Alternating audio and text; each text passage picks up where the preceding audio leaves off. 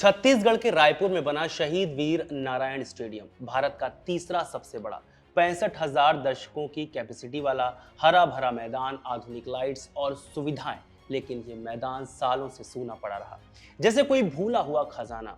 ऐसा नहीं है कि यहाँ मैच नहीं हुए, मगर सिर्फ 6 आईपीएल, 1 वनडे और 1 टी20 इंटरनेशनल मैच खेला गया है। माने कल्पना कीजिए कि 2008 में ये स्टेडियम बना था, लेकिन मैच उंगलियों पर भी गिनने की जरूरत नहीं। बाकी टेस्ट मैच की बात तो हम कर ही नहीं रहे हैं, क्योंकि वो तो कभी सपने में भी नहीं आया। क्यों? क्योंकि ये स्टेडियम सरकारों की कठपुतली बना रहा। मगर अब 17 सालों के इंतजार के बाद लग रहा है कि देश के तीसरे सबसे बड़े स्टेडियम इंटरनेशनल क्रिकेट के बल्ले की आवाज गूंजेगी। दरअसल विष्णुदेव साय की सरकार ने इस स्टेडियम को छत्तीसगढ़ क्रिकेट एसोसिएशन के हवाले कर दिया है 30 साल की लीज पर। एक डील भी की है। एसोसिएशन हर साल राज्य सरकार को 1.5 करोड़ रुपए देगा। ये शुरुआती 3 सालों की डील है। इसके बाद फंड बढ़ाया जाएगा। इसके अलावा हर इंटरनेशनल मैच के लिए राज्य सरकार के खाते में 20 लाख रुपए जाएंगे, जबकि एक आईपीएल के लिए 30 लाख।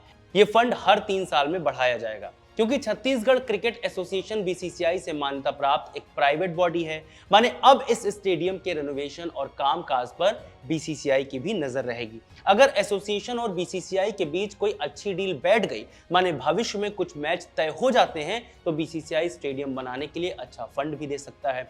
मुख्यमंत्री साय के फैसले के बाद एसोसिएशन के डायरेक्टर बलदेव सिंह भाटिया ने कहा, हम ग्राउंड को पूरी तरह से हाईटेक बनाएंगे और बीसीसीआई के सारे नियमों के मुताबिक अपग्रेड करेंगे।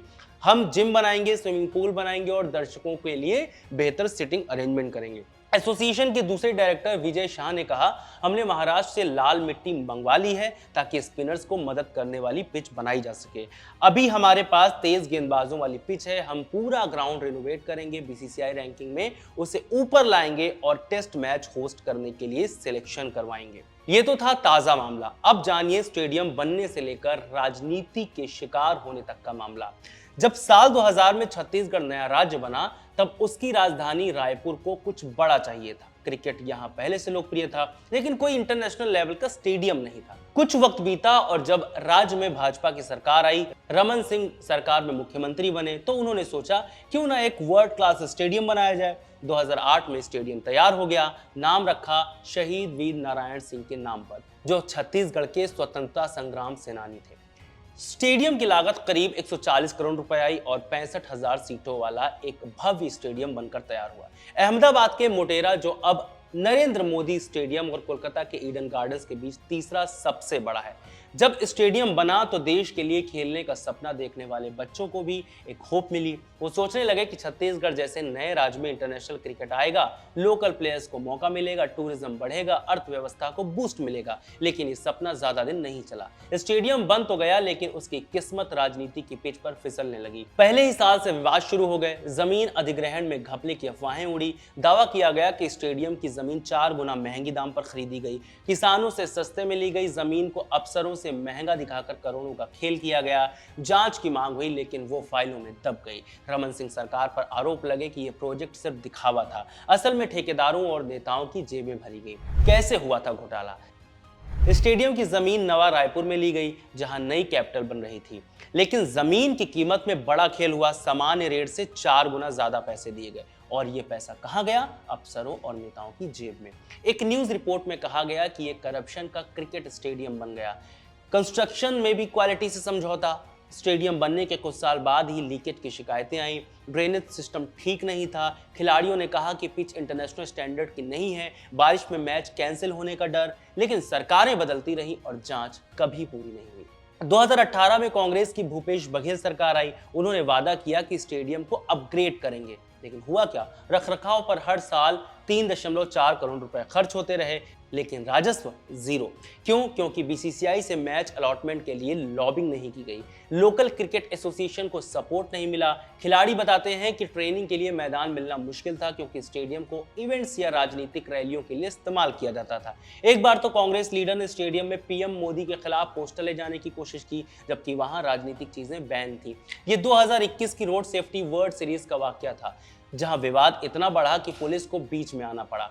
स्टेडियम क्रिकेट से ज्यादा राजनीति का अखाड़ा बन गया। ये सब कुछ होता रहा। राजनीतिक पार्टियां खाती रहीं और जनता अनजान रही। लेकिन हद तो तब हो गई जब 2018 में स्टेडियम की लाइट काट दी गई। कारण स्टेडियम बनने के 1 साल बाद यानी 2009 से बिजली का बिल नहीं भरा गया था, जो कुल 3.16 करोड़ रुपए था। अच्छा, ऐसा नहीं कि बिजली कटने के बाद तुरंत 1 या 2 दिन में आ गई हो। स्टेडियम 5 साल तक अंधेरे में रहा।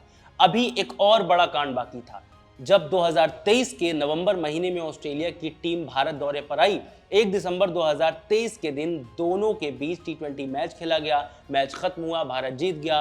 मगर क्या आप जानते हैं कि स्टेडियम में लाइट कैसे जली? जनरेटर से और बैकअप से। लागत आई 1.4 करोड़ रुपए। सोचो, इंटरनेशनल मैच में लाइट्स ऑफ हो जाती तो क्या इज्जत रहती। इस कांड का इतना मजाक बना जिसकी कोई इम्तिहा नहीं है। इस लीपापोती का भुगतान लोकल टैलेंट करता है। एक प्लेयर ने बताया, हमारे राज्य में स्टेडियम है लेकिन मैच नहीं, हम दूसरे राज्यों में जाकर खेलते हैं, वहां की टीमों में। अब समझिए कि कैसे ये स्टेडियम एक सरकार से दूसरी सरकार के हाथ में गया।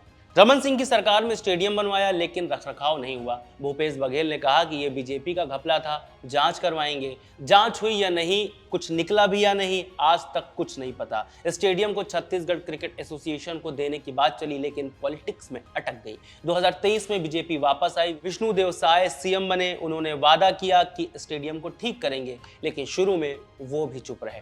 एक्स पर पोस्ट आई कि स्टेडियम वीरान है, क्यों टेस्ट मैच नहीं होते। असल में बीसीसीआई से मैच अलॉटमेंट के लिए राज्य एसोसिएशन मजबूत होनी चाहिए, लेकिन यहाँ पॉलिटिक्स ने एसोसिएशन को कमजोर रखा। अब बात छत्तीसगढ़ में क्रिकेट की। राजनीति से अलग हटकर छत्तीसगढ़ में क्रिकेट का क्रेज है, लेकिन स्टेडियम होने के बावजूद राज्य की टीम कभी नेशनल लेवल पर चमकी नहीं। क्यों?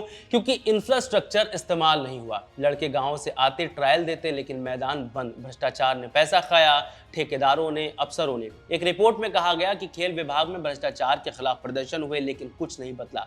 खिलाड़ी बताते हैं कि स्कॉलरशिप के नाम पर घपला, सिलेक्शन में नेपोटिज्म। खिलाड़ियों की परेशानी और इंटरनेशनल मैचों की कमी अब दूर हो जाएगी ऐसा लगता है। टेस्ट मैच भी होंगे, टूरिज्म भी बढ़ेगा और रोजगार के अवसर भी। माने अब देखना होगा कि छत्तीसगढ़ क्रिकेट एसोसिएशन अब क्या कमाल दिखा पाता है। इस बारे में आप क्या कहना चाहते हैं, हमें कमेंट करके जरूर बताएं। खबर गांव को सब्सक्राइब जरूर करें। बहुत शुक्रिया।